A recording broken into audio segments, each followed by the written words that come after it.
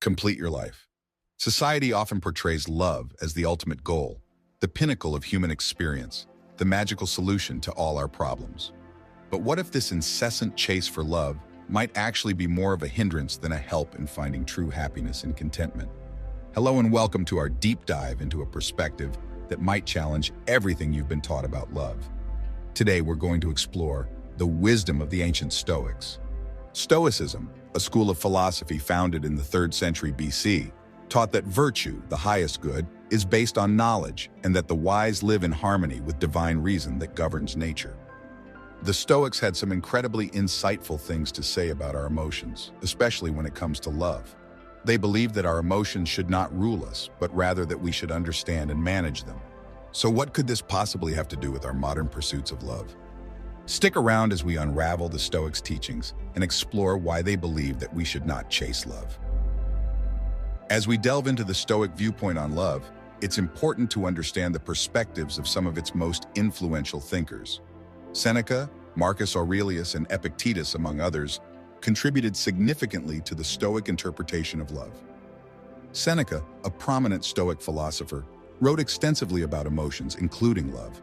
He believed that love is a natural and necessary part of life, but warned against allowing it to consume you. To Seneca, love, like all emotions, must be moderated and controlled.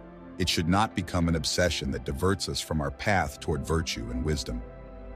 Marcus Aurelius, the Roman emperor and a devoted Stoic, echoed similar sentiments in his famous work, Meditations. He stressed the importance of maintaining control over our emotions, reminding us that we have the power to shape our perceptions and responses. Epictetus, a former slave-turned-philosopher, taught that our tranquility depends on distinguishing between what we can control and what we cannot. While we cannot control whether someone else loves us, we can control how we respond to these feelings. At the heart of Stoicism is the concept of preferred indifference. These are aspects of life that are not inherently good or bad, but can contribute to a good life if used correctly. Love, to the Stoics, falls into this category. It's not a virtue in itself, nor is it something inherently evil.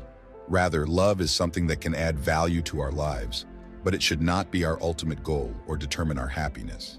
It's a radical perspective, isn't it?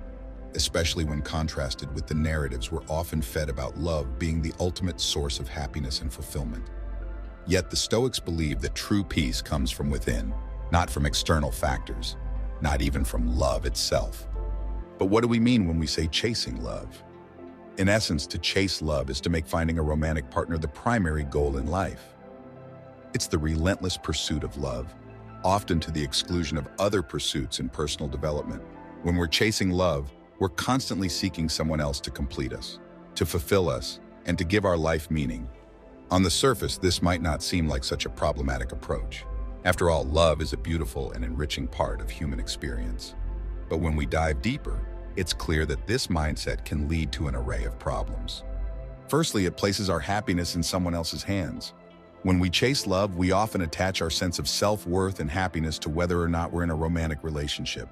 When we're single, we may feel incomplete or as though we're failing, but the Stoics would argue that this is a misplaced source of value. They believed in finding contentment within oneself, rather than looking for it in external factors. Secondly, when we're so focused on finding love, we may end up neglecting other important aspects of our lives, such as our personal growth, our passions, or our friendships. We can become so absorbed in our pursuit that we lose ourselves, our individuality, and the qualities that make us unique. Thirdly, chasing love can lead us into unhealthy relationships. When our primary goal is to be in a relationship, any relationship, we can overlook red flags, tolerate mistreatment, or settle for partners who aren't right for us. We can become so desperate to find love that we lose sight of what a healthy, respectful, and fulfilling relationship should look like. And finally, chasing love can be an endless, unsatisfying pursuit. If we're constantly looking for love, we're always living in the future, always looking for the next thing. We're never present, never satisfied with what we have now. As Seneca said, "He who is everywhere is nowhere." Chasing love, therefore, can lead to a life of discontent, constant striving, and ultimately, unhappiness. But this doesn't mean the Stoics were against love. On the contrary, they valued it. but they advocated for a different, more mindful approach. Let's delve deeper into Stoicism's lessons on love. Take Epictetus, for instance. A former slave who became one of the most influential Stoic philosophers, his teachings centered around the idea of control, distinguishing between the things we can control and those we can't. Love, according to Epictetus, falls into the latter category. In the Discourses, he advises, "Remember that you must behave in life as at a dinner party. Is anything brought around to you? Put out your hand and take your share with moderation. Does it pass by you? Don't stop it. Is it not yet come? Don't stretch your desire towards it, but wait until it reaches you." What he's saying here is to appreciate love when it comes your way, to engage fully with it when it's present in your life, but not to desperately reach out for it when it's not present, or to hold on to it too tightly when it tries to leave. Another eminent Stoic philosopher, Seneca, taught that one should love without attachment, knowing that all things are temporary. This is not to promote emotional detachment or indifference, but to foster resilience in the face of change and loss. Seneca counseled, "He who loves with desire is always anguished." Marcus Aurelius, a Roman emperor and Stoic philosopher, echoed these sentiments in his Meditations. He wrote, "Accept the things to which fate binds you, and love the people with whom fate brings you together, but do so with all your heart." This advice encourages us to wholeheartedly engage with love when it comes into our lives, but to do so without clinging or desperation. These Stoic lessons on love guide us towards a healthier and more resilient approach to love. They advise us to appreciate love, to enjoy it, to engage with it fully, but not to make it the sole focus of our lives or the sole source of our happiness. In essence, love should be part of our lives, not the entirety of it. Adopting the Stoic view of not chasing love can drastically improve your life. This might seem counterintuitive in a world where we're often told to go after what we want with relentless determination. But Stoicism teaches us a more nuanced approach. Firstly, not chasing love can lead to a profound sense of emotional resilience. When we attach our happiness and self-worth to whether or not we're in a romantic relationship, we become susceptible to emotional turmoil. By taking a step back and not fervently seeking love, we can create an emotional equilibrium that remains stable, whether or not love is present in our lives. Secondly, not chasing love encourages self-fulfillment. It's easy to fall into the trap of believing that we need another person to complete us. Stoicism, however, promotes the idea that we're already complete and capable of finding fulfillment within ourselves. When we stop chasing love, we can dedicate more time and energy towards personal growth, towards understanding ourselves, and towards nurturing our passions and interests. We learn to find contentment within ourselves, making us more self-reliant and resilient.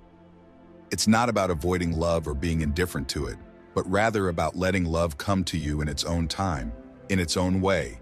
Transitioning from a mindset of chasing love to one of acceptance and self-fulfillment is no small feat. It requires introspection, patience, and commitment. So how can we put these Stoic principles into practice in our everyday lives? Here are some practical steps you can take. 1. Self-awareness. Start by recognizing your patterns. Are you constantly seeking validation from others? Are you jumping from one relationship to another out of fear of being alone? Being honest with yourself about these patterns is the first step towards change. 2. Self-love. Instead of seeking love externally, start cultivating it within yourself. Practice self-care activities, nurture your interests, and build a life you love irrespective of whether you're in a romantic relationship or not. Remember, you are already whole. 3. Embrace solitude. The Stoics believed in the value of solitude. It gives us space to understand ourselves better, to reflect, and to grow. Start spending time alone and learning to enjoy your own company. 4. Patience. In the age of dating apps, it's easy to get caught up in the chase for love. Instead, practice patience. Let love come to you organically at its own pace. 5. Mindful relationships. When you do enter a relationship, keep Stoic principles in mind. Maintain your independence. Don't make the relationship your sole source of happiness, and ensure there's mutual respect and understanding. 6. Emotional resilience. Learn to manage your emotions better. Stoicism doesn't mean not feeling anything, but it means not letting your emotions control your actions and decision-making. Practicing mindfulness can be a good starting point here. Remember, it's a journey. There will be days when you'll struggle, and that's okay. Change takes time, but with each step you take,